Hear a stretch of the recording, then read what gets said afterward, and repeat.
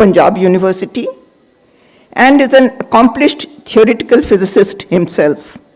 Sir, we are obliged that you agreed to come today, and your presence is a blessing to all present here, especially the young students.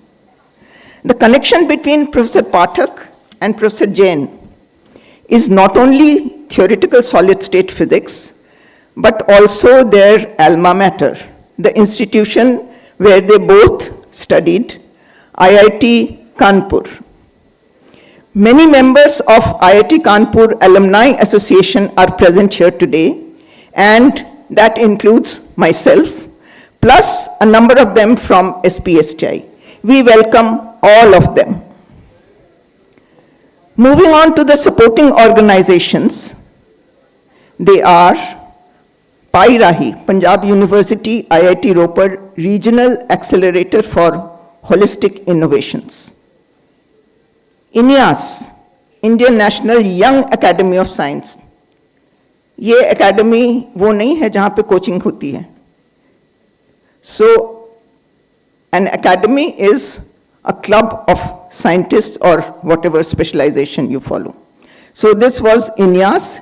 Then the third organization associated is NASI, the National Academy of Sciences, India, Allahabad, and PUCA, Punjab Unaided Colleges Association. We welcome the representatives from all these organizations. Welcome. We especially appreciate the efforts made by principals of all the schools for taking the trouble to organize this visit. I am also grateful to the Secretary Education Punjab and DPI Schools Chandigarh for organizing the visit by some of the students. I now request Professor K.P. Singh to come up and introduce the speaker. Professor K.P. Singh is a renowned astrophysicist. By the way, K.P. Singh is a postdoc from Penn State, Professor Jain's University, another connection there. He has been associated with AstroSat, a project of ISRO. Professor K.P. Singh is presently with ISER Mohali after retiring from TIFR, Tata Institute of Fundamental Research, Mumbai. Professor Singh.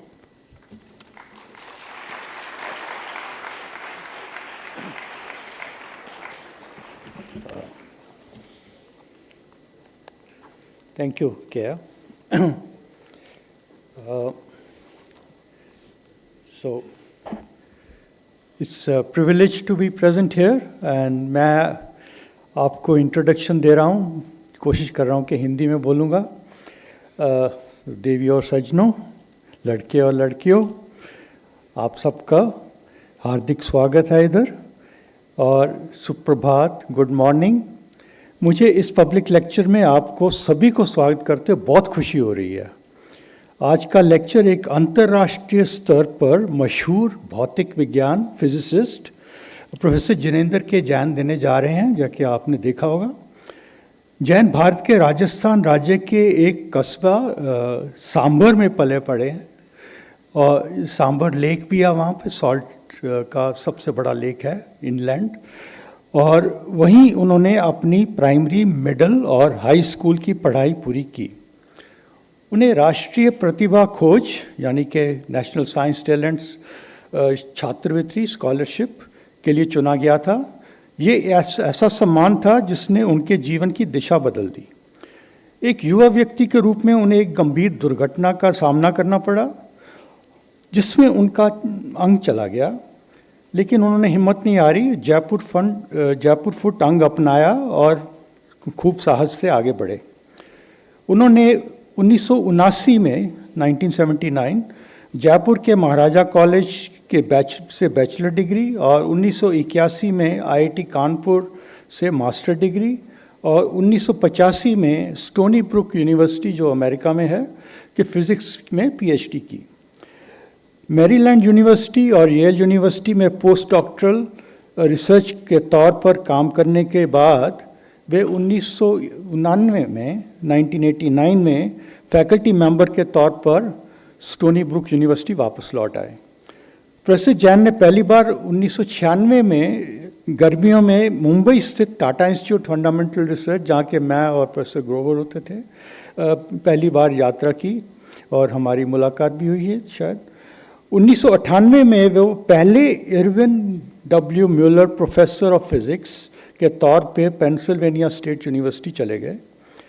2012 में जैन को Ivan प्यू university professor चुना गया, जो Penn State द्वारा अपनी faculty को दिए जाने वाला सबसे बड़ा सम्मान है। ये एक खास चेयर है जो बहुत मशहूर वैज्ञानिकों के लिए आरक्षित होती है।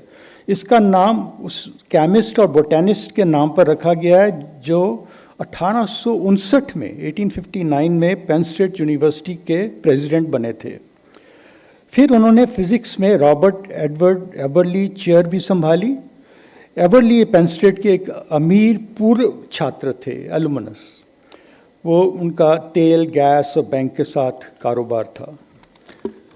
अभी आजकल वो अमेरिका में centre for theory of emergent quantum matter के डायरेक्टर हैं और मुंबई में हाल ही बने लोढ़ा थ्योरेटिकल फिजिक्स इंस्टीट्यूट के फाउंडिंग डायरेक्टर भी हैं।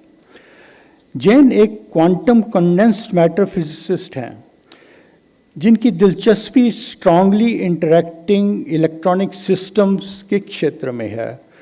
उन्हें कंपोजिट फर्मियंस नाम के अनोखे कणों में के जनक के तौर पे और फ्रैक्शनल क्वांटम हॉल इफेक्ट जैसी रहस्यमयी घटनाओं को कंपोजिट फर्मियंस के इंटीग्रल क्वांटम हॉल इफेक्ट के तौर पर समझाने के लिए जाना जाता है। इस तरह उन्होंने नोबेल पुरस्कार जीतने वाली इन दो बड़ी खोजों को एक साथ जोड़ा। अपने सहयोगियों के साथ मिलकर जैन जी ने कंपोजिट फर्मियन से जुड़ी कई अन्य अवस्थाओं और घटनाओं का भी पता लगाया। उनके लेखन में 250 पीयर रिव्यू लेख हैं। उनकी एक किताब भी है जिसका नाम कंपोजिट फर्मियंस है। जैन कई जगह पर विजिटिंग प्रोफेसर के तौर पर काम करते रहे हैं, जिसमें है Korea institute for advance study, Indian institute of science chair Raman professor, Infosys visiting chair, Eicher Poona में सर जेसी बोस विजिटिंग चेयर प्रोफेसर, इनसे भी इन्होंने काम किया है। जैन साहब कई सम्मान मिले हैं जिनमें American academy of arts and sciences, US national academy of sciences, Indian national science academy के लिए चुना जाना शामिल है। वे भारत के जन्मे एक ऐसे पहले व्यक्ति हैं जिन्हें अमेरिकन फिजिकल सोसाइटी का ऑलिवर ई बकले प्राइज, जो उनके क्षेत्र में अमेरिका का सबसे बड़ा पुरस्कार है, और कुछ महीने पहले ही फिजिक्स में वोल्फ प्राइज, जिसे अक्सर नोबेल पुरस्कार के बाद दूसरा सबसे बड़ा सम्मान माना जाता है, मिला। आइए अब प्रोफेसर जैन को सुनते हैं। उनका आज का विषय है राजस्थान के एक गांव से क्वांटम फिजिक्स की सीमाओं तक मेरी यात्रा। Welcome professor Jain. सो लेक्चर के बाद आपके सवालों का जवाब दिया जाएगा। आपको बोला जाएगा, आप लाइन में आके खड़े होकर अपना सवाल पूछेंगे और प्रोफेसर जैन आपका जवाब देंगे। Thank you.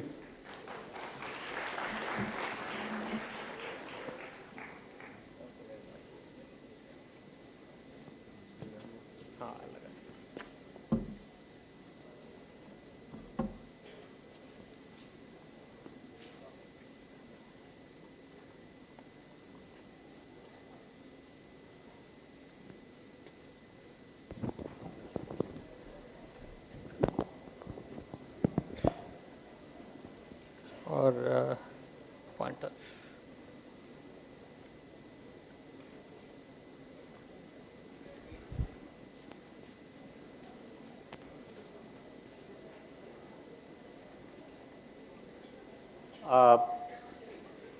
Thank you very much. It's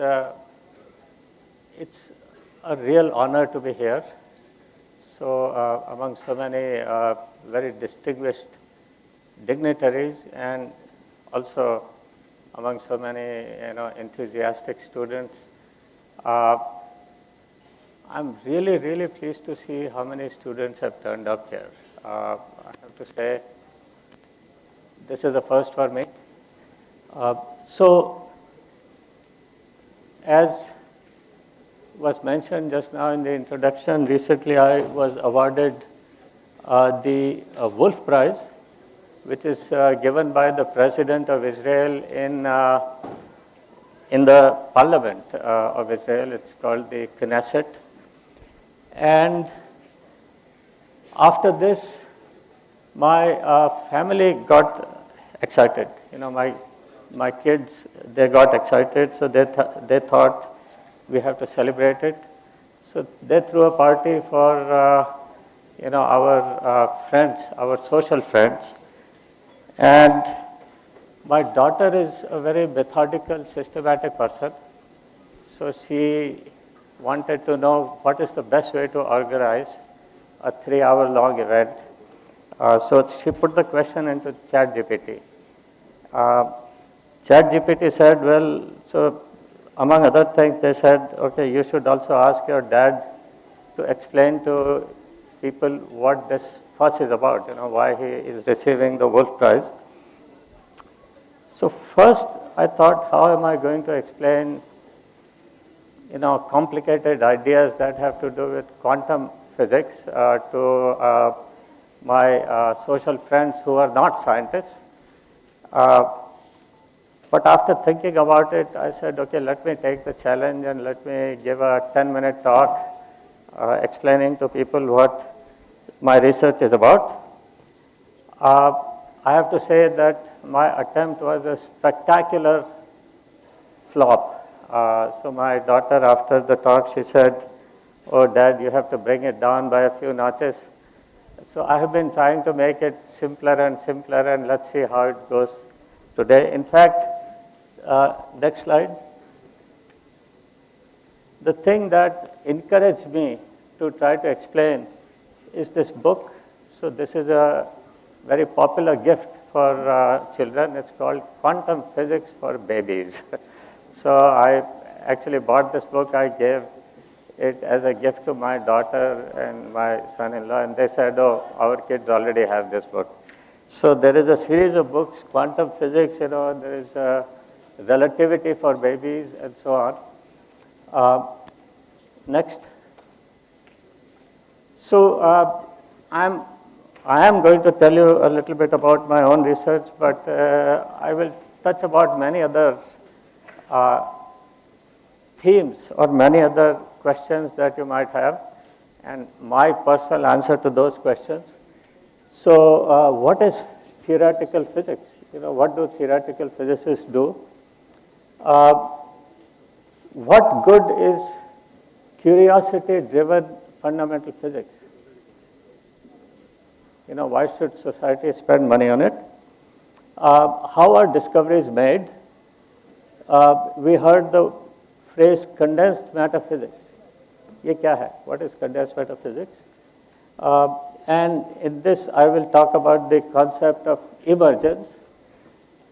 And then I'll come to my own research topic, which is composite fermions. I will tell you what they are, but more importantly, I will go through the sequence of steps that eventually made the idea of composite fermions possible. Next. Okay, so as once mentioned, I come from a village called Sambar, which is in Rajasthan. So it's not the sambar that we eat, and it's also not the animal, sambar. It's a third sambar. It's actually named after Shakambhari Mata, who is the goddess, local goddess that people worship.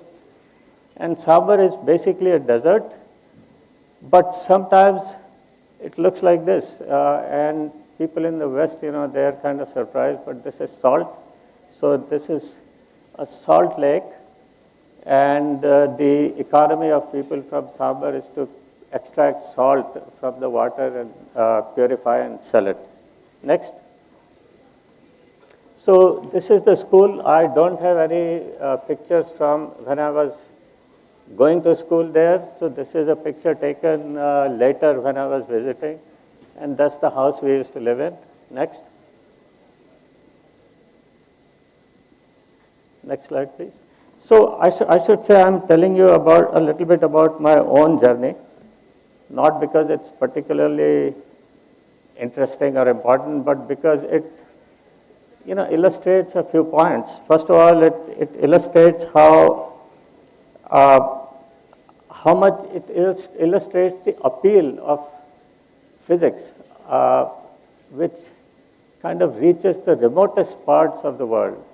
So this Sambhar, when I was growing up, at that time there was no television, there was no internet, there were no cell phones, but still, somebody like me could really get, interested in physics and decided that this would be my passion for the rest of my life. So another thing I would like to, so I have found that most students, they can see the path to becoming a doctor or an engineer. They know, okay, I take this exam, then go there, get a degree, then get a job.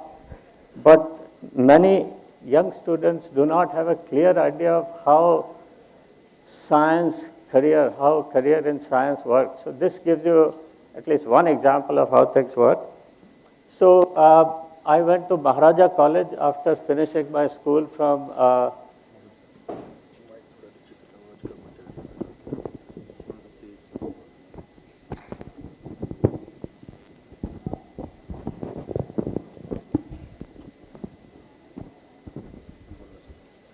okay, ab theek hai. So after finishing my school from Sambar, I went to Maharaja College, Jaipur to get my bachelor's degree. Next. And then on to Indian Institute of Technology. Next. So I have to say, I knew since, as far as I can remember, that I wanted to be a physicist. So somehow I got the bug very early on. I never took any joint entrance exam. My father still laments the fact that I did not sit in the exam to become an IAS officer. He thinks that would have been the best thing I could have done. But anyway, my mind was set on it. What my father, he wanted me to be a doctor, engineer, or an IAS, but he never forced me to. He eventually, he always respected my decisions. Previous slide, please. Back, please. No, back. Can we go? Okay, the slides have to. Can we go back, please?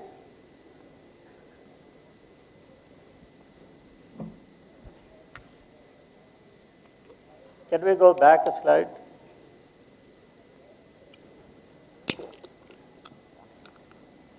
Okay. So what really, I think, when I think back, what helped me was there were some teachers who were really excellent at caring, and that can go far. If a teacher really cares about you, that can really motivate a student. There were high expectations at home. The education was highly subsidized. So in those days, I believe the tuition fee at Maharaja College was like 7 rupees per month, and at IIT Kanpur it was like 35 rupees for a month. And I had received this.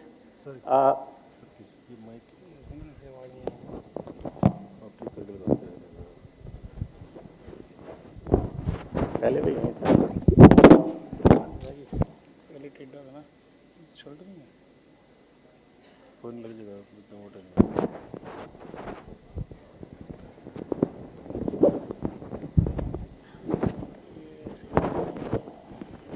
ये नहीं होती ना, इसी का shoulder. अब बोलो। अच्छा। Is this audible? Does this sound fine? Okay, I think it's okay now. All right, so I also received a scholarship which was called National Science Talent Search Scholarship, which was in those days sufficient to take care of all the fees and dormitory expenses and so on. So this really was one of the major factors that could allow me to pursue science. Next.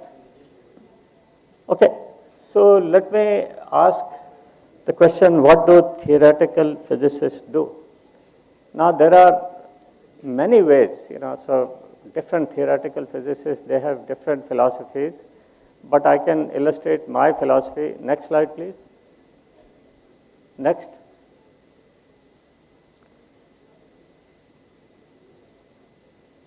So as you see these symbols crossing across the screen, you might think to yourself, this is just a sequence of symbols which is devoid of any meaning. But that's not the case. It's actually an encrypted message. And if I have the encryption key, I can just read the message. Next.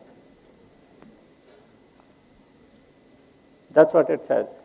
So, from my perspective, the way I think about theoretical physics, it's not that different from this. So, Mother Nature, she could have told us, okay, this is the fundamental principle that we follow. This is the equation. But she has decided to play games with us. So she talks to us in code. She does not tell us the full answer, but she gives us some glimpses. So these come in the form of some, okay, these come in the form of some experimental facts. So as people gather more and more experimental facts, at first they seem all disconnected, unconnected, they seem puzzling. And the job of theoretical physicists is to figure out what Mother Nature is trying to tell us through those experimental facts.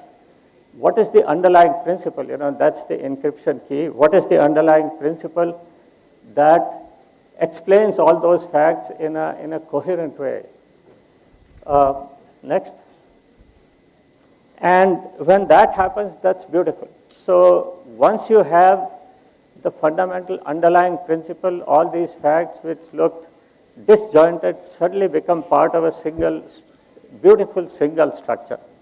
So one example is the discovery of quantum mechanics. Next. So some of you may know quantum mechanics was discovered when scientists looked at the light coming out of very hot gas of hydrogen atoms. So they found that light did not come out at all wavelengths. It came out in some selected wavelengths. And these were the wavelengths. This is all quoted in nanometers. So this is the example of this, random set of experimental facts. So what does this mean? Next. So the first step was by Rydberg. He said, okay, there are these numbers, and there are many more numbers actually. He said all of these can be written in this simple equation. Ry is the Rydberg constant. It's something that you have to fit. N1, N2, these are two integers. So this single equation gives you all of these numbers and all of the other numbers actually. So this was one step. Now what does this mean? Next. Next slide, please. So it took about 15 years before Bohr came up with a more fundamental interpretation. He said, oh, let's model the hydrogen atom as an electron going around a proton, somewhat like the Earth goes around the sun. But let's also imagine that the radius of this electron cannot be arbitrary. It chooses some special orbits. So it chooses this orbit, but nothing in between. So this means the orbits are quantized. Okay, this is the meaning of quantized, or energy levels are quantized. And he showed that the difference between these energy levels reproduces this formula. Next slide, please.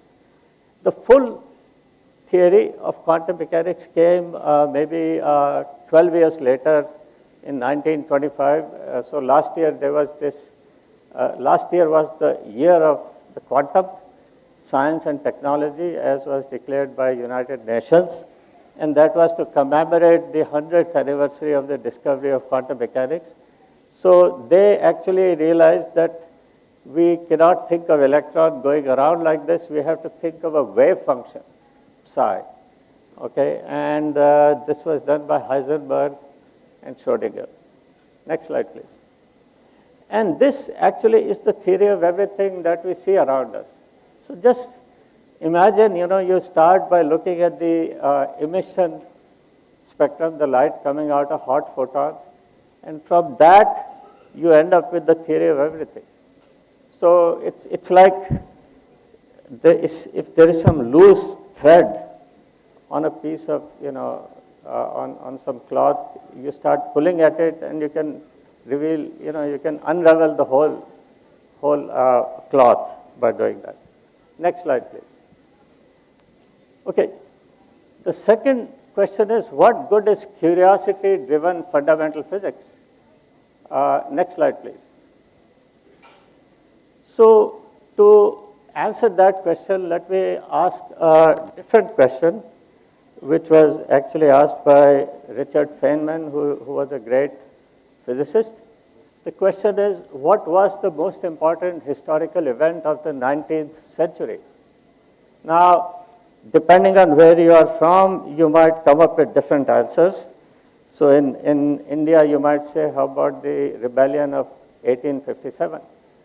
In US, you might say, oh, the Civil War. Or in Europe, you might say, oh, it was the French Revolution. But the answer that Feynman gave to this question, next slide, please, is this. He said the most important historical event was the publication of a paper by James Clerk Maxwell, where he wrote down these 4 equations that we know as the Maxwell equations. He said, from a long view of the history of mankind, seen from, say, 10,000 years from now, there can be little doubt that the most significant event of the 19th century will be judged as Maxwell's discovery of the laws of electrodynamics. The American Civil War will pale into provincial insignificance in comparison with this important scientific event of the same decade. So it's indeed true, electromagnetism, it's all around us. It's the thing that powers our civilization. And we use it all the time. And as time goes by, this will always remain so. The equations of electrodynamics, forever, we'll have these 4 equations. Next slide, please. So to come back to the question of curiosity-driven physics, Maxwell was not thinking about the practical uses. He was just curious about how nature works. Next slide, please. Or you can just take a look at your smartphone.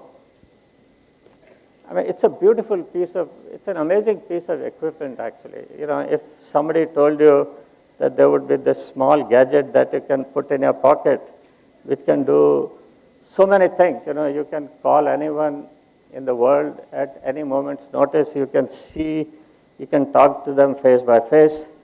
You have all the movies available. You have all information in the world available. It's at your fingertips.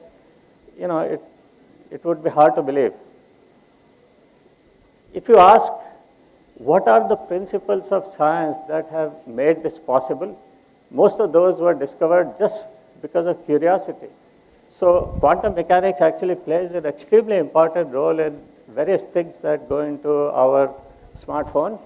And quantum mechanics was discovered not because Schrödinger and Heisenberg thought, oh, we have to make a smartphone. No, they were just satisfying their curiosity.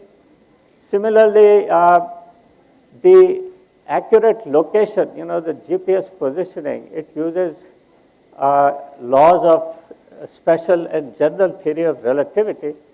And when Einstein was discovering those, he was not thinking, oh, maybe these will be used for a smartphone.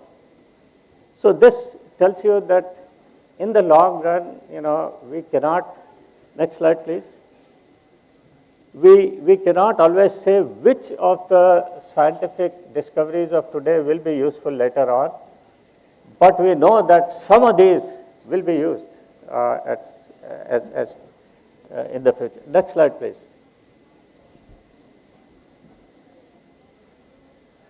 Now, I should say from a physicist's perspective, I don't want to oversell technology. That's not the only thing. Life is not about just money all the time. Just the fact that we know laws of nature, we know how the universe was created, which is general theory of relativity, or what is the equation that explains everything around us, which is quantum mechanics. Just knowing those is one of our civilization's highest achievements. It's an enduring treasure that enormously enriches and elevates our civilization. Knowledge for knowledge's sake is also very important. Next slide, please. Okay, let's now come to condensed matter physics. That word has been these words have been used. Let's go to next slide. So we seek. So the idea here is the following. Let me first say a word about emergence. So suppose you take an H2O molecule, and let's say you understand everything about it. You understand its energy levels, you know everything about it. But when you bring lots of H2O molecules together, water emerges. Okay, there was no water before, so we have something that we could not have anticipated before, and it's something that follows to explain, if you want to explain why there is a wave coming as you're standing at a beach, knowing about the properties of H2O molecule or energy levels is not relevant. You have to have new principles that describe properties of water. So condensed matter physics seeks to uncover simple underlying principles that explain the complex behavior of interacting particle systems. Okay, so when you take lots of particles which are interacting, they behave in very strange ways, and condensed matter physicists, they want to understand how to describe those behaviors. Next slide, please. And this was captured very succinctly and beautifully in a dictum by Philip Anderson, a Nobel laureate. He said, more is different. So as you have more and more particles, suddenly the system becomes different. Next slide, please. Okay.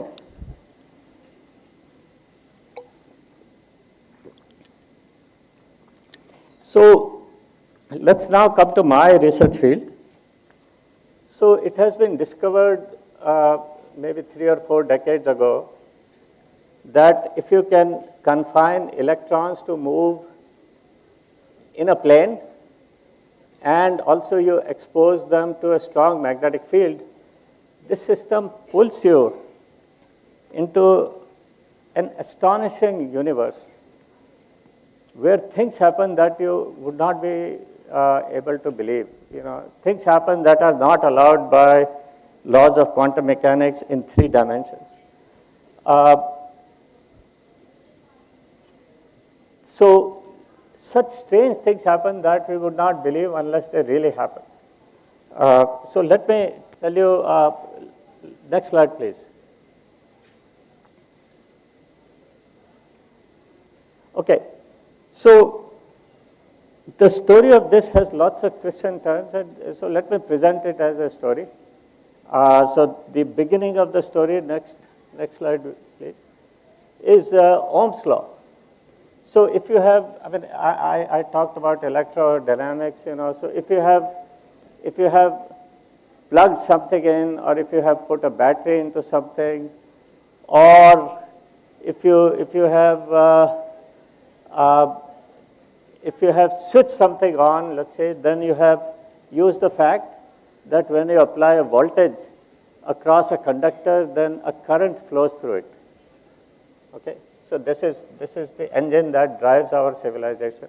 Everything runs from this, according to this principle. That's how the light bulbs illuminate, for example. Previous slide, I did not say next. Yeah. So what Ohm discovered was that as voltage becomes twice as big, the current also becomes twice as big. That means voltage and current, they are proportional to each other. And R, resistance, is the constant of proportionality.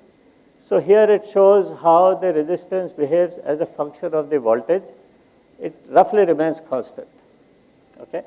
But it depends on the details. So it depends on which conductor you are applying it to. You know, if you take gold, or you take silver, or you take lead, you know, you'll get different answers. If you take a material which is very big, you'll get different answer. So the answer depends upon details. Next slide, please. So this was about 200 years ago. Next slide. 50 years later, Edwin Hall, who was a graduate student at Johns Hopkins University, he asked the question, well, what happens to Ohm's law if I put a magnetic field? So he applied a magnetic field. Next slide. Next, please. So he found that the resistance roughly remains the same as we change the magnetic field. Next.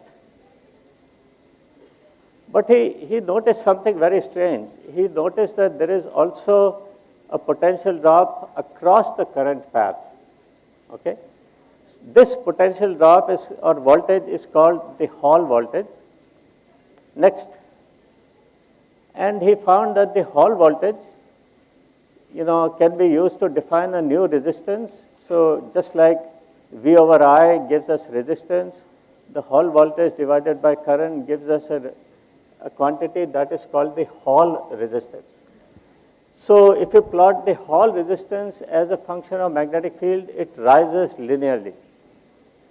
Now, in fact, there is this interesting story. So Hall took this result to his advisor. He was only a graduate student. His advisor was someone named Rowland, who was a very well-known physicist at the time. Rowland said, oh, this is just a small effect. Why don't you write a paper and just publish it in your own name? And that's why it is called the Hall effect.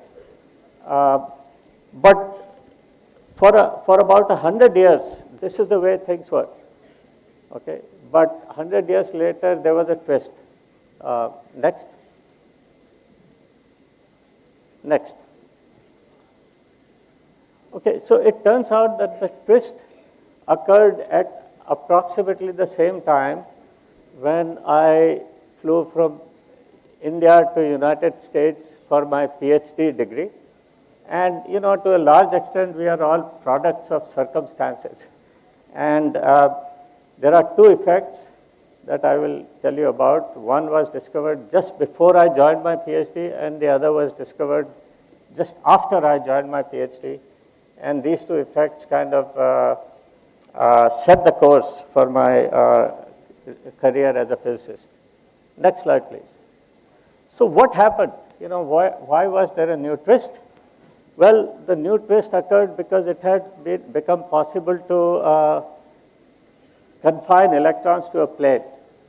Okay, so it became possible to create a very thin slab of a semiconductor, sandwich it between two other semiconductors, and choose parameters in such a way that the electrons only live here, so they can move in 2 dimensions, but they cannot move in the third dimension at all.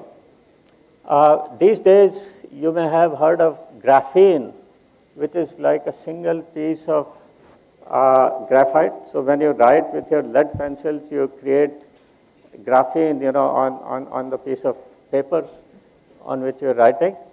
that also has electrons moving in 2 dimensions. Next. So Klaus von Klitzing, he was much younger at the time. He said, okay, so he asked the question, well, what happens to the Hall effect in 2 dimensions? So he started in the beginning at low magnetic fields, it behaves the way you expect. The resistance remains constant, the Hall resistance rises linearly. Next. But he found something shocking when he increased the magnetic field. He found that the Hall resistance then takes only some very special values. So it's either this or this or this. And as you change the magnetic field, it jumps from one value to another. So it does not take values which are continuous, only some special values. So we say the Hall resistance is quantized. Next. Next. Moreover, he found another really surprising result, which was that the Hall resistance on these special values are universal. So it's H divided by I E squared. H is a fundamental constant. E is a fundamental constant. This is Planck's constant. This is charge of the electron. And I is an integer.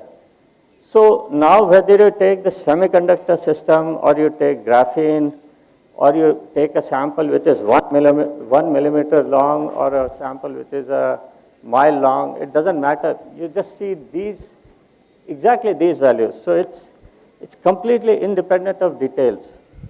So this was the shocking thing. Next. The ordinary resistance becomes 0 here. Wherever this is quantized, this becomes 0. Next. This is called the integer quantum Hall effect. Next. And Klaus von Klitzing won the Nobel Prize for this very soon. So, again, earlier I talked about quantum mechanics, and typically we think of very small objects like hydrogen atom. We think that's where we need quantum mechanics. Here we are measuring resistance of a big sample. So you would think quantum mechanics should not play any role. So the fact that things are quantized here was extremely surprising. Next. So what's the reason? Now, we can ask, let me come to the reason, but we can ask, was the discovery serendipitous? Did he just get lucky? Next. It's indeed true that Klaus von Klitzing was not looking for quantum Hall effect. He had no idea that there was quantum Hall effect. But he had gone into a region which nobody had explored before. Okay, so nobody had done quantum Hall effect in 2 dimensions. So he thought he would find something new. He did not know what it was. So that's one way to make discoveries in experiments.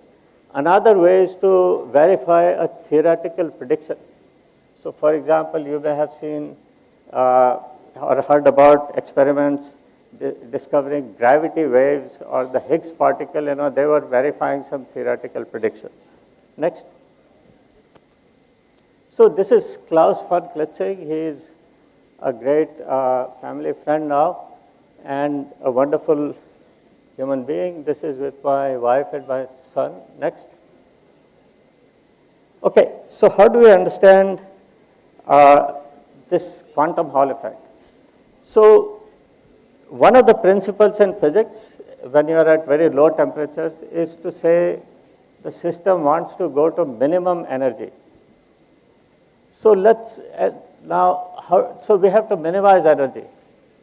There are 2 types of energies. You have all heard of kinetic energy. So the faster you move, the more energy you have. It's half mv squared. There is another energy which is called potential energy or interaction energy. There is Coulomb interaction between electrons, so that gives you some energy. So let's first forget about the interaction energy and let's minimize the kinetic energy. Now, one of the magics of quantum mechanics is that the kinetic energy takes only some special values. Again, that means, we say the kinetic energy is quantized. So it cannot take all the values, only some special values. Next. So these are the special values of the energy. Moreover, and this is something you can derive, after you learn quantum mechanics a little bit, but at each level, there is a maximum occupancy for electrons. Okay, so you can, and the occupancy depends on the magnetic field. So as you change magnetic field, you can put more and more electrons at each level. But there is a finite number. So once you have filled this one, then you have to go to this, and then you have to go to the third level, and so on. Next. Next. So typically, if you, let's say I fill this, and then I have 2 electrons I put here, but I have some choice here. I could have put it here or here. Next. Except for situations like this. So, it's like you have a parking lot, and there are different levels. You have filled up the lowest level completely. You have filled up second level. Then you go to third level. But here, when I have filled 2 or 3 or 1 level completely, then I know where the electrons are. Okay, I know the wave function of this precisely. There is no ambiguity about this. And next. And this is the reason why we have why we have integer quantum Hall effect. So this state can be thought of like this. This state has 3 filled levels, and so on. Next.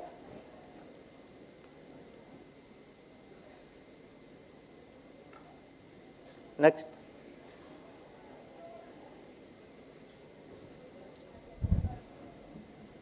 Okay.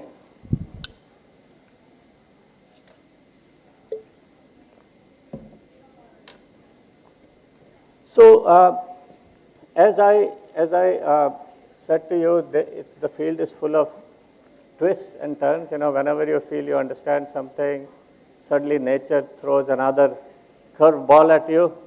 So only a couple of years later, these 3 scientists, they discovered a quantized value where instead of an integer, we have this fraction 1/3. And a theorist said that this implies that there must be fractional charge. So this was also very, very surprising. So you say electron has charge 1, but in this system, there are objects which have charge 1/3 of an electron's charge. Next. And they received the Nobel Prize, 3 of them received the Nobel Prize for it. But as experimentalists started looking more carefully, they found lots of values. So in place of 1/3, we have now huge number of values for this fraction. It can be 1/3, 2/5, 3/7, etc. Next. And by now, there are like 100 fractions in semiconductors. There are hundreds in graphene. So there are lots and lots of, they have grown like, weed in your lawn, So this is actually a stunning manifestation of quantum mechanics. So this is a single experiment. We measure resistance as a function of magnetic field, and you see it goes up and down. You have all this beautiful structure on it. Next. So the questions are, why fractions? Why are some fractions special? And what is the quantum mechanical wave function? Okay, next. So at first it looks like, please, next. It looks like an impossible problem because the lowest level is only fractionally occupied. So at 1/3, when they see the value 1/3, it's occupied only 1/3. Next. Now let's ask what could be the answer. So imagine a chessboard. Let's imagine for simplicity a 10 by 10 chessboard. So there are 100 squares, and let's say we have 40 electrons. Okay, so this is the place where the chessboard is 2/5 full. If you count in how many ways you can arrange these 40 electrons, you would find it's 10 to the power 69, which is 1 followed by 69 zeros. So you say, what configuration would electrons take? Now, in fact, electrons don't have to choose. They can choose. I mean, you know the cat being live or dead. Quantum mechanically, you can be in a linear superposition. So there could be some probability of A configuration, some probability of B, some probability of C. So the system can choose some very highly entangled wave function. Next. And this is only a baby problem. A real system has 1 billion electrons, and the number of distinct solutions is just humongously large, a sub number that our brain cannot really comprehend. Next. So how do we go about it? Next.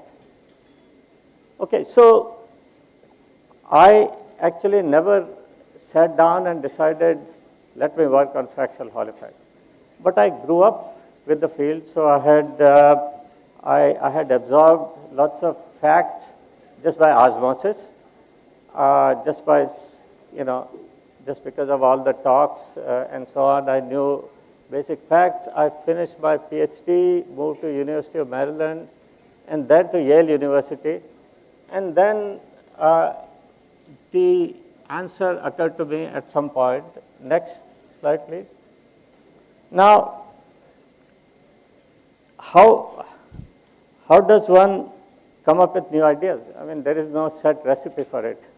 Okay, it's because a new idea, by definition, if you don't know how, you can predict when you get a new idea. But when we are learning physics, we read the chapter, then at the end there are problems. You work out the problems, and then you think, okay, this is what theoretical physics is like. You try to work out solutions to problems. But that's not really true. Once you start doing physics, research, you realize that the important thing is the question. You have to ask the right question. So you have to look at the problem from different perspectives, and you ask questions, you think about it, you improve the question. So once the question is well developed, sharpened, then it often has the answer in it. So in this case, next slide please, I realized there was one very interesting fact, that if I don't show any numbers to you, you cannot tell which of these values correspond to integers and which correspond to fractions. They all look the same. Next. So this says that the fractional and the integer quantum Hall effects, they are identical. They look very, very similar. Next. So you say, well, can we unify these two? Next. Well, what would that mean? That would mean we should be able to understand the fractional quantum Hall effect as some kind of integer quantum Hall effect. Next. But then the question is, integer quantum Hall effect of what? So this says that there must be emergence of some new objects here, such that the integer quantum Hall effect of these objects explains the fractional Hall effect of electrons. Next. So I had that in my mind, but I did not know what to do with it. But in the meanwhile, some new ideas came up here and there, and in 1988, I had an insight. Next. Which was that the particles that I'm looking for are these particles. These are electrons which have absorbed some of the magnetic field. Like this, they can either absorb 2 lines or 4 lines or 6 lines of magnetic field. These are called composite fermions, and these are the emergent particles in fractional Hall effect. Next. So the postulate was that we have this enormously complicated system of electrons which are interacting with each other and we don't know how to deal with that. But if each electron eats up 2 or 4 or 6 flux quanta to become a composite fermion, I end up with a system of non-interacting composite fermions. So it becomes simple in terms of composite fermions. Next. So this actually immediately leads to the explanation of the fractional quantum Hall effect. Next. The key property of composite fermions is that they see a much smaller magnetic field. So they don't see the magnetic field that they have already eaten up. They only see the remainder magnetic field.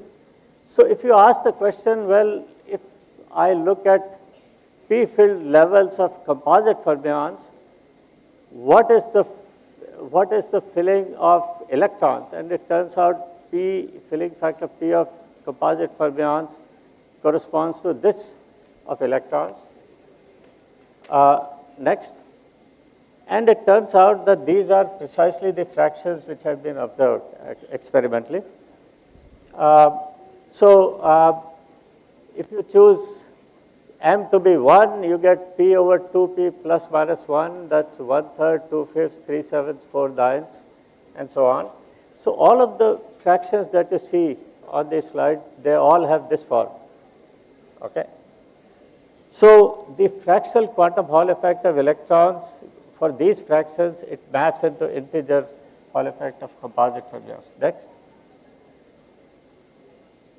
Next. Okay, and as experimentalists make purer and purer samples, they see more and more of these fractions. Next. And in my first paper, I had also suggested a wave function. And at that time, I thought these would be reasonably good. They would explain the phase. But it turns out that those wave functions are almost exactly what occur in nature. Next. And here, I don't want to explain anything, but the fact that the dash and the dot, they exactly fall on top of each other, it proves that these wave functions are essentially the exact wave functions. Next. So next. So just like we have integer quantum Hall effect explained as integer number of field levels of electrons. Next. Integer number of field levels of composite fermions explains the fractional Hall effect. Next. So just yesterday, some friends of mine threw a party to celebrate the Wolf Prize, and they made this cake, and I was amazed. They wrote down 2 equations on this cake, which were exactly the defining equations of the composite fermion theory. Next. Okay, next. So it turns out one can also measure this magnetic field of composite fermions, by measuring the radius of the cyclotron orbit. So that confirms that the particles are actually seeing not the external magnetic field, but this reduced magnetic field. Next. And now the field has expanded into many, many directions. Composite fermions also form a metal, superconductor, crystals. There are stripes of composite fermions, so many, many more states of composite fermions. Next. And their phenomena have been seen experimentally. So the field has expanded. Next.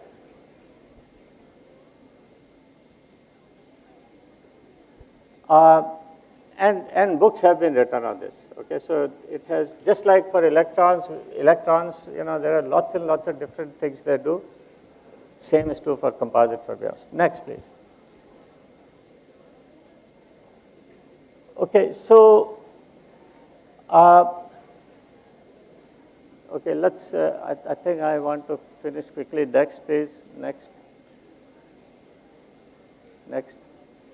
So in the meanwhile, I came back to Stony Brook, then moved to Penn State University. This is Penn State University. These are like some pictures from different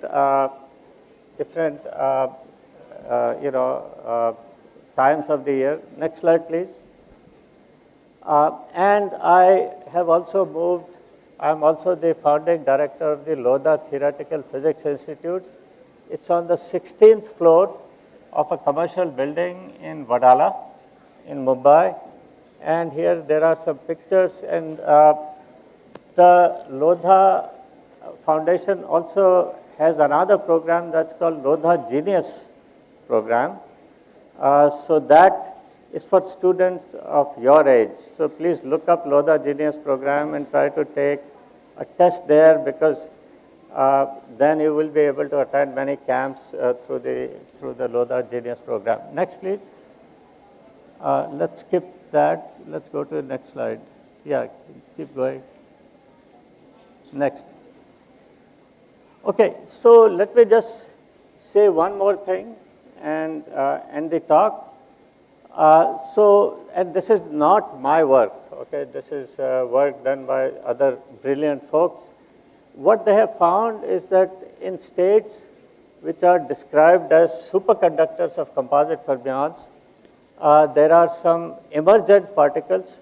So these are even more exotic than composite fermions. These are called Majorana particles.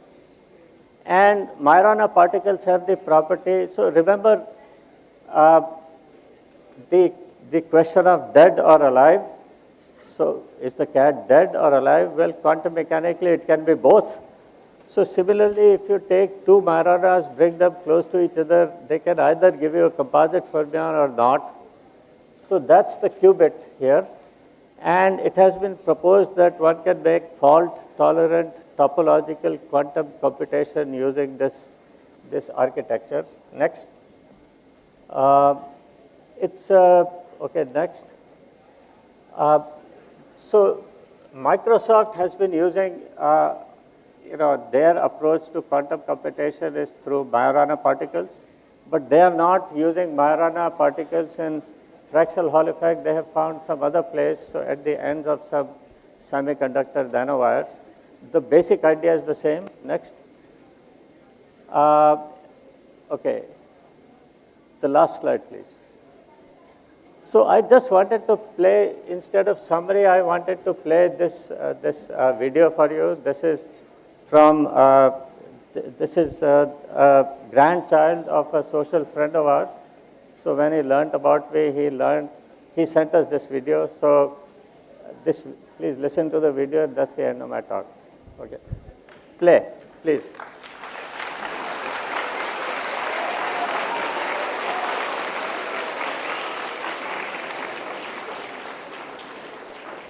Hi, I read a lot about you. I searched your name on the internet, and I found some articles to read, and I learned about the theory you created. So, your theory is about the quantum Hall effect, where you have a magnetic field and an electric field. Maybe there's the temperature is absolute zero, and then as you increase the magnetic field, the electric field strength also increases, right? So then, the mystery is that, well, there are two different quantum Hall effects, the integer and the fractional. The integer is where the electric field strength increases, but the number, it's a whole number. So the physicists already know how to, the explanation, they know why it happens. The real mystery was the fractional, and that was because the strength increased by a fraction, I believe, and that didn't make sense because you can't just get a fraction of an electron. Your theory was that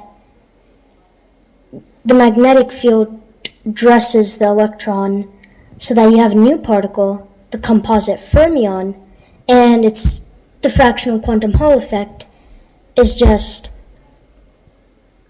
it's the integer quantum Hall effect, but with composite fermions.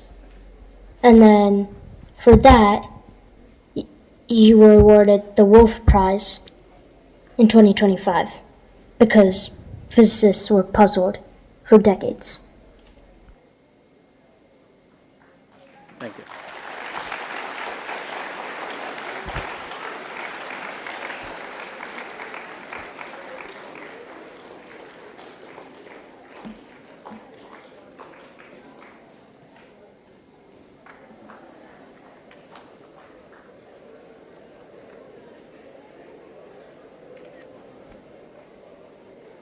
Thank you.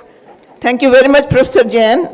And now I suppose we are ready to take a few questions.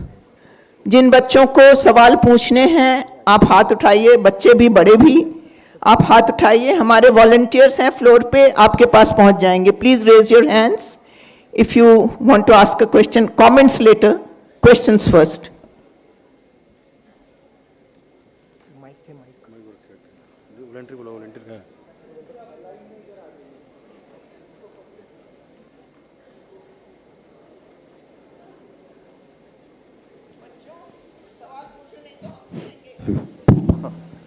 Okay, there. Hello. Hello, hello.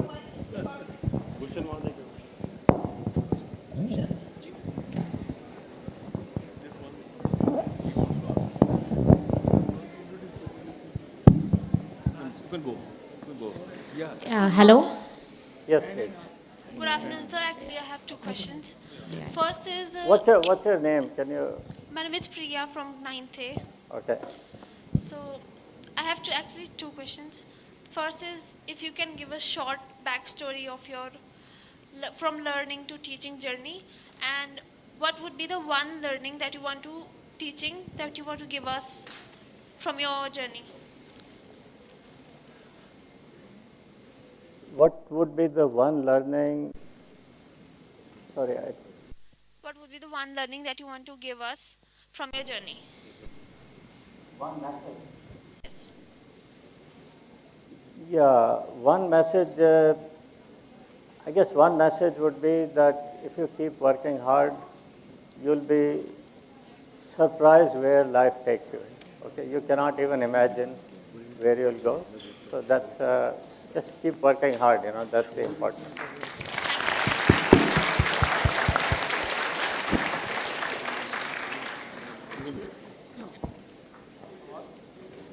Hello, Professor Jain. Here. My name is Vanishri. I work at PI Rahi, one of the partners of the program. So my question is like, I worked with a couple of startups earlier as well, but as you see the National Quantum Mission in India, so many of the startups are still at technology readiness level 2. So what are your comments for the young innovators or the startups who level up from technology readiness level 2? So thoughts from India perspective, so what are the stages they can take next? So that is my question, yeah. Yeah, it's a very important question, but it's out of my expertise. Right. I do not think in terms of technology. For me, it's the curiosity and just trying to understand why nature is working the way it does. That's what drives me. So I'm not the right person to answer this question.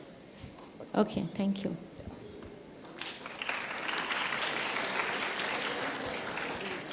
Hi, good morning, sir.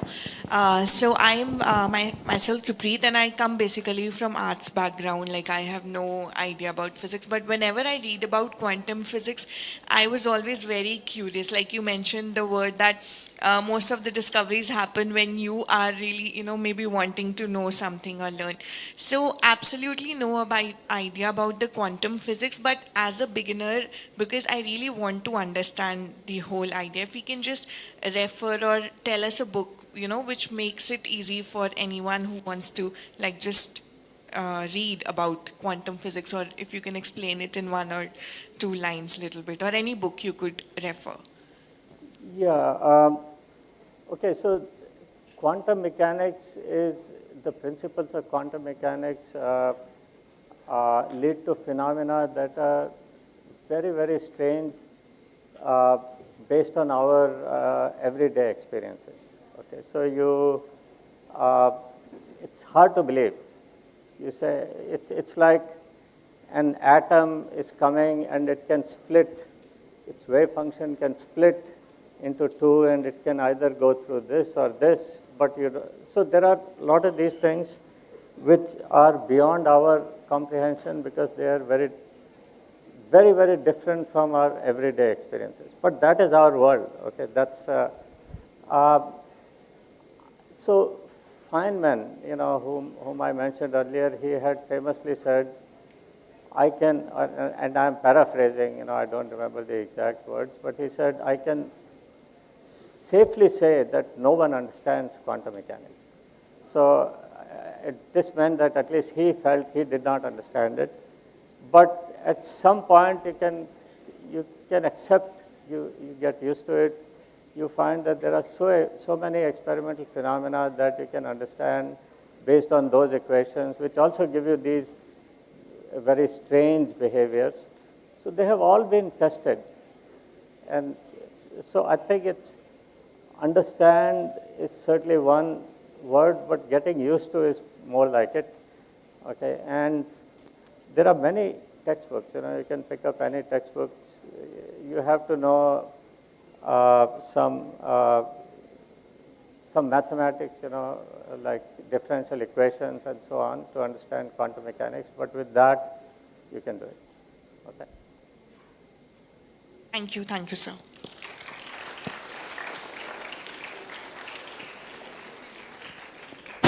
Hello. Good afternoon, sir. I'm Abhida. I'm from Vivek High School. I have two questions for you. My first question is, you talked about Lodha Genius Program. If you could guide us more, because I am having with me class 11 and 12 physics students. And my another question is a little tricky, so if you could just help me. It's basically about quantum physics, which we would want to connect with especially classes 11 and 12. Unfortunately, the textbooks that we have, they focus more on the theoretical aspect, which is 18, 100 and those eras. It is not covering more of the recent advancements. So how could I, as a teacher, connect those topics in the classroom where we can talk about quantum mechanics, or like we can, in a way, like make them curious about the recent advancements? Thank you. Thank you for that question. So the Lodha Genius Program is something that I am also learning about. So my domain is Lodha Theoretical Physics Institute. But if you go to their website, if you go Google Lodha Genius Program, you can probably find when the next exams would be, when the tests would be. And I don't know, they have tests through which they identify talented children.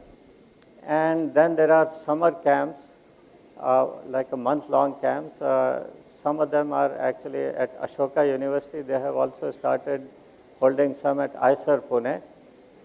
And their students get hands-on experience. So this is similar to this National Science Talent Search examination that I had in my time, which has been discontinued for reasons unknown. So I think there you will get information. If you still need more, please send me an email. I can put you in contact with the right people. Now, about how to familiarize students in 10th and 11th and 12th grades with quantum mechanics. I'm sure there are books. I cannot think of some offhand, off the top of my head, but I'll again provide information. Okay. So please send me an email. If you give me your email later on, I'll send you that information. Okay. Professor I have some simple queries, curiosity. Is it sensible to ask what is the interaction between two composite fermions, and how many lines of force are attached with the electron to make it a quasi-particle, and how the Majorana particles is emerging from the... Okay. So there are a couple of questions here from Professor Pathak. It's like I'm being tested, my teacher. First question was, what is the interaction between composite fermions? So here I talked about, so earlier I had said you can treat the system as composite fermions which have no interactions. So that's only correct to the 0th order. If you look more carefully, there is some interaction between them. And interestingly, this interaction, depending on parameters, can be attractive or repulsive. And sometimes when the interaction is attractive, that's when you get superconductivity. You get pairing of composite fermions. The attraction does not require, so this is somewhat technical, but in superconductors, you require something like phonons to provide some attractive interaction between electrons. Here, you get attractive interaction between composite fermions without any phonons. Okay, so but the interaction between composite fermions has to be calculated. So we can calculate it. There is no simple formula that one can write down. The second question was, what are Majoranas? So again, technically, these are Abrikosov vortices in this superconductor of composite fermions. So when you create these Abrikosov vortices, it turns out that they carry a zero, there is a zero energy state. They have a bound state, and that's a Majorana particle. Okay? Thanks.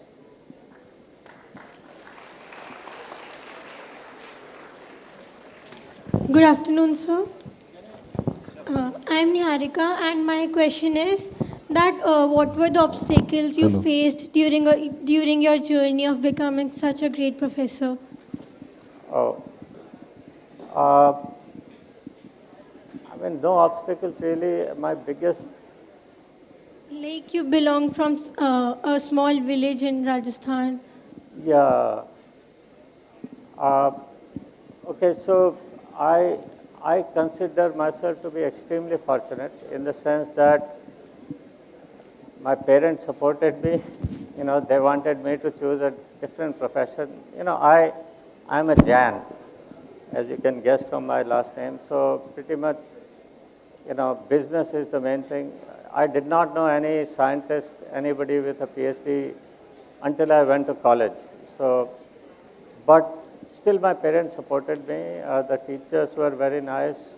So whenever there were some problems, you know, somehow some door unexpectedly opens. So I cannot think of any obstacles. Okay. Okay. Thank you, sir. Yeah.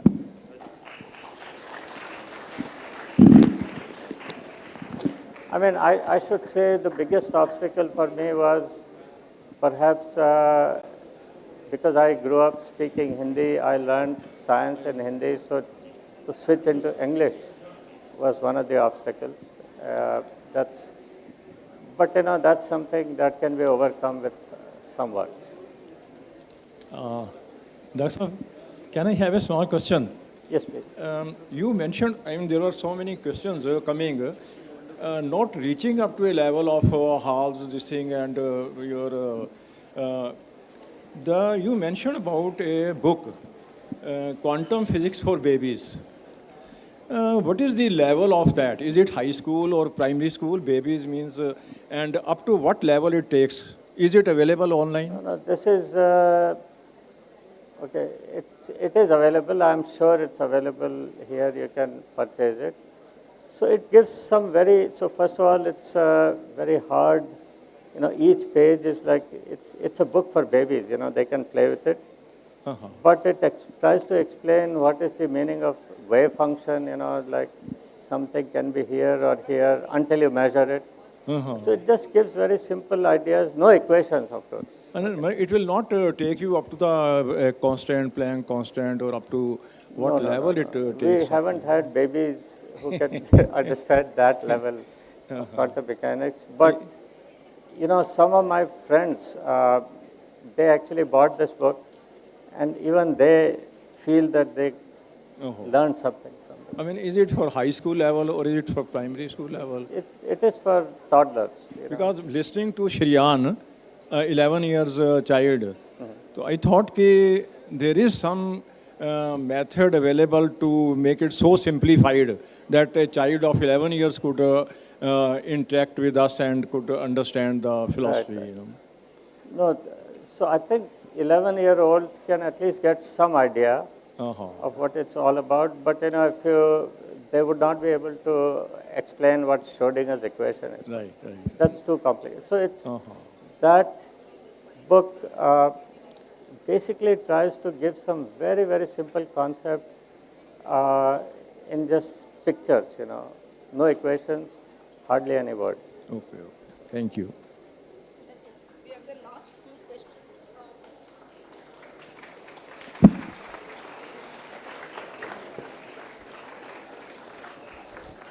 Yes, please. Good afternoon, sir. I am Kride. I just want to ask you what researches have you done in your quantum physics? Like you are a professor, so what researches have you done? What research have I done? Yeah. So I was trying to explain part of that. Actually, I came late. Can you just tell the topics, what you have researched? Okay. Like the name. Okay. Maybe we can talk. Maybe we can talk offline later. Okay. About Good morning, sir. Good morning, sir. Sir, I just wanted to ask you, there's a really famous saying in physics that quantum physics that nobody in the world really understands. Okay. There's this famous saying in quantum physics that nobody in the world really understands what quantum physics is. So, I just want your view on what makes it so different from other branches of science that nobody in the world really understands what it's about. Okay. So again, the question is, what makes it different from other branches of science that nobody can understand quantum mechanics?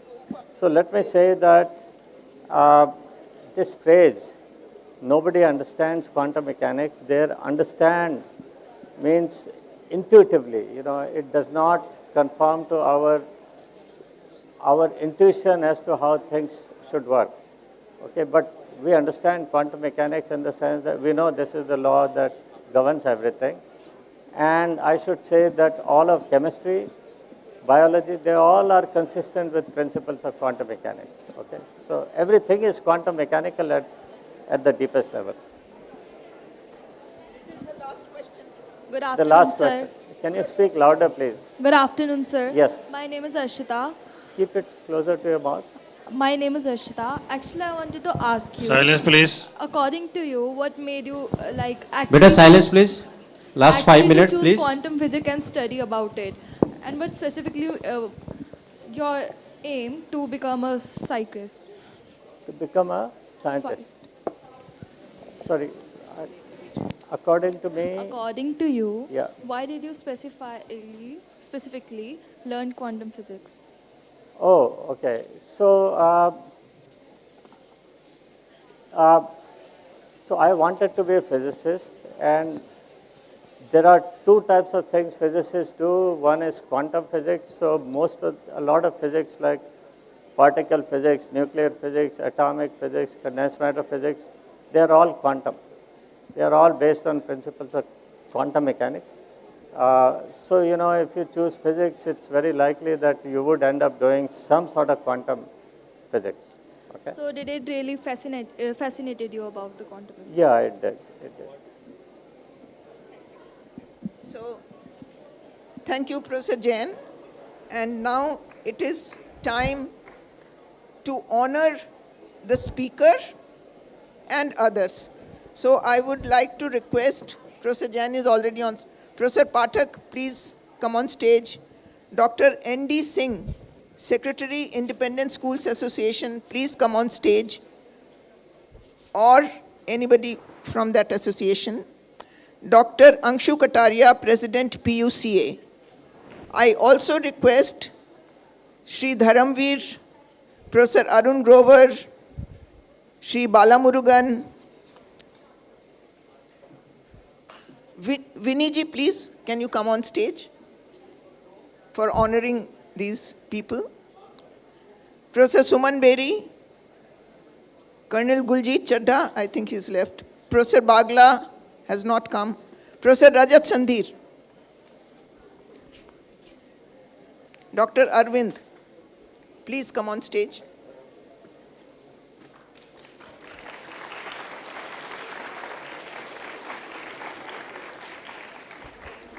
So the honors are from CCF and SPSTI. Please, unko dijiye. Madam.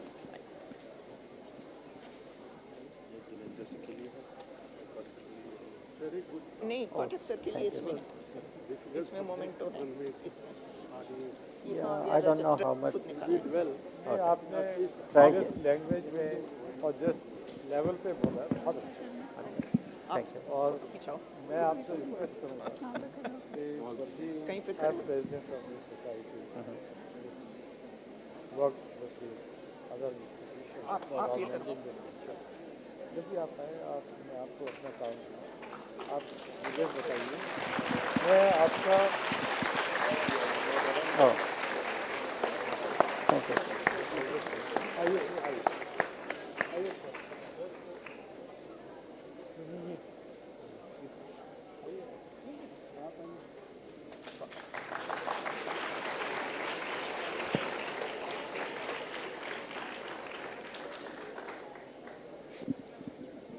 वो Chandigarh hand कहाँ है? अच्छा ये. Oh,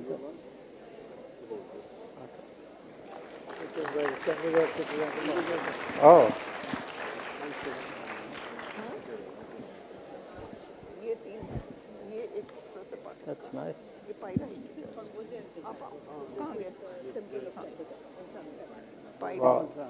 ये उनके लिए है. Beautiful.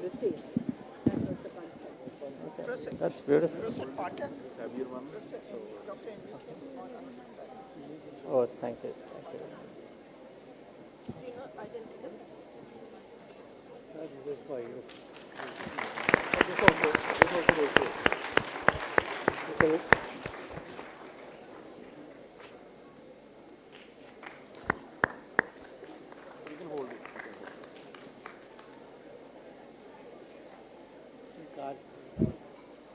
आइए.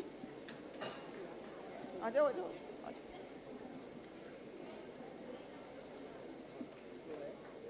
I want to take a picture of the students. या ये लोग तो हैं नहीं मेरे Yes, ख्याल it's से. on the lights. तो IAPT would like to. This is Indian Association of Physics Teachers. Hello sir, Indian association of physics teacher, उसके बिहाफ पे sir, last year we celebrated international year of quantum science and technology. Our past general secretary Professor K.N. Joshipura sir has written this one book. Although one student, she said she is from art side and she want to know something about quantum. So these type of books, the title of book is A Peep into Quantum Wonderland. So Joshipura sir has requested me to present this book to you, sir.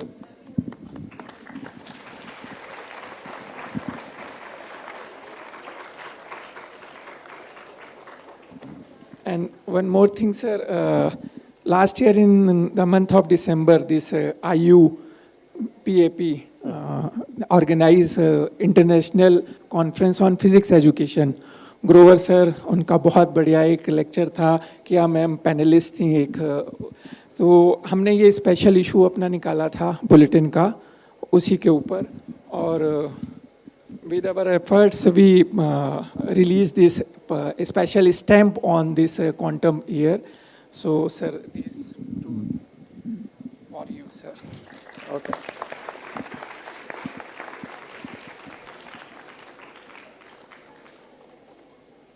Thank you, sir. Thank you very much. Thank you. Oh, that's IAPT is very active. Graduate level physics test we hold every year. okay. Written by Joshipura. Yes, sir. Yes, sir. It's written by him. Yes, sir. And sir, this national standard examination, that is the only ticket for International Physics Olympiad. This year, our 5 students, all of them, they earned a gold medal. Right. Yesterday, Prime Minister also said in Man Ki Baat, उन्होंने उसका जिक्र करा. Very nice. Yes, thank you. Thank you, sir. Now, is the time for closing remarks. So I request Professor Grover and Mr. Dharamveer to say a few words. Yes, sir. Thanks a lot, Arun. Great job. Yeah. This kind of atmosphere we rarely have.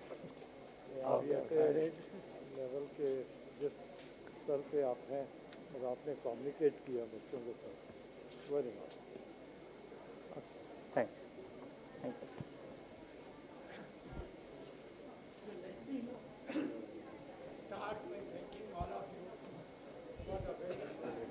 So let me start by thanking all of you for the very overwhelming response to the public lecture today. I wear many hats. I serve as the Vice President of the Society for Promotion of Science and Technology of India. I also represent Chandigarh Citizens Foundation.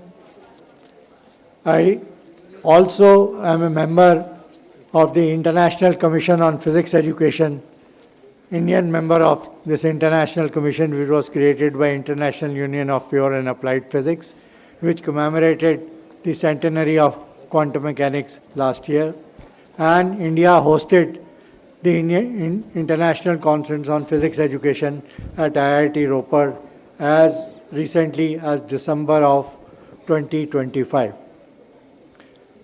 So today's lecture happens at a very special occasion, and I'm tempted to say that for us it commemorates 150 years of creation of Indian Association of Cultivation of Science by Dr. Mahendra Lal Sarkar in Calcutta in 1876. It's 150 years ago. Mahendra Lal Sarkar had created Indian Association of Cultivation of Science, and for first 30 years it held the public lectures for dissemination of science. For 30 years it did nothing but disseminated science to the public by inviting the practitioners of science to describe the science at a level that the public could understand. He also had created a laboratory there, but he passed away in 1904. Till 1904, nobody had used that laboratory for any research. The first Indian who used that laboratory for scientific research was none other than the civil servant C.V. Raman from 1907 onwards. SPSTI is a creation of a civil servant, Mr. Dharamveer, who is our president of our society. So you can see a civil servant like Dharamveer or Viniji, he chose to use that laboratory in his spare time to pursue his passion and curiosity-driven science. That curiosity-driven science took him to the discovery of Raman effect. It took some time, but by 1928, he had done something which fetched India the first Nobel Prize in the year 1930. So just 2 years from now, India will commemorate centenary of discovery of Raman effect. So we have had this wonderful public lecture today, and we expect to hold many such public lectures on behalf of Chandigarh Citizens Foundation, SPSTI, the Chandigarh chapters of the Science Academy, and many institutions which are located in and around Chandigarh. So on behalf of all these institutions, we will use the forum of civic society, maybe Tagore Theatre, maybe the auditorium in Panchkula, maybe the new convention center in Punjab University, or the auditoria in Aiza, Naipur, and so on. So I think we should continue with this process of disseminating science by inviting eminent scientists to communicate at a level that some school children get motivated to pursue a curiosity-driven science. So in run-up to 2028, hopefully the CCF would do this, and CCF would also participate in other things which are going on in the rest of the country. For instance, Professor Jain told us about this Lodha Genius program. So if an all India test is done and Lodha Genius students are identified all across India, if summer camps are being held for them at either Pune and at Ashoka University, on behalf of the Chandigarh Citizens Foundation and the Vice President of the CCF who is present amongst us, and Professor Arvind and several other ISA faculty members who are there, we shall have such a program done at ISA Mohali and other institutes in our neighborhood so that this program would get funded on behalf of Chandigarh Citizens Foundation. So to all the students who have come here and we shall reach out to all these students and through various school organizations, whether it's the Union Territory Administration or the Punjab School Education Board or the Punjab Unaided Colleges Association or the Public Schools Association of Mr. Andy Singh. So we'll reach out to all of you and hopefully we shall remain connected, and we expect that the society will respond to our initiatives in the same enthusiastic manner as they have done today. Thank you very much.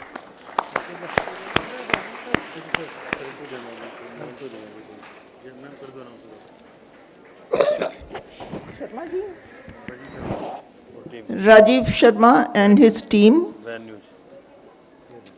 for very nicely covering this program. Rajiv Sharma has come all the way from Kathal, Kurukshetra. Team.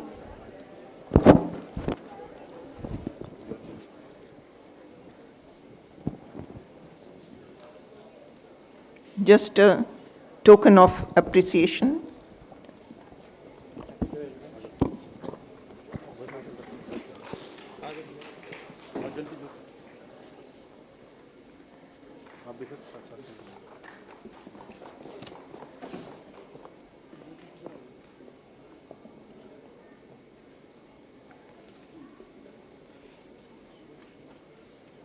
Thank you. So we close this function, and these kids from Kathal, if you want a photograph with the speaker, please come up. At least come close to the stage. Aditya and others. Kaithal से आए हो? हाँ हाँ, अशोक लेके आए हैं इनको.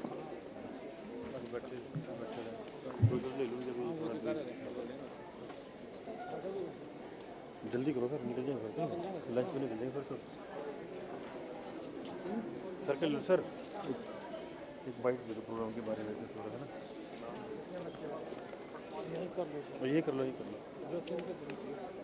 पे बैनर के ऊपर कर लो, बल्कि पीछे बैनर के साथ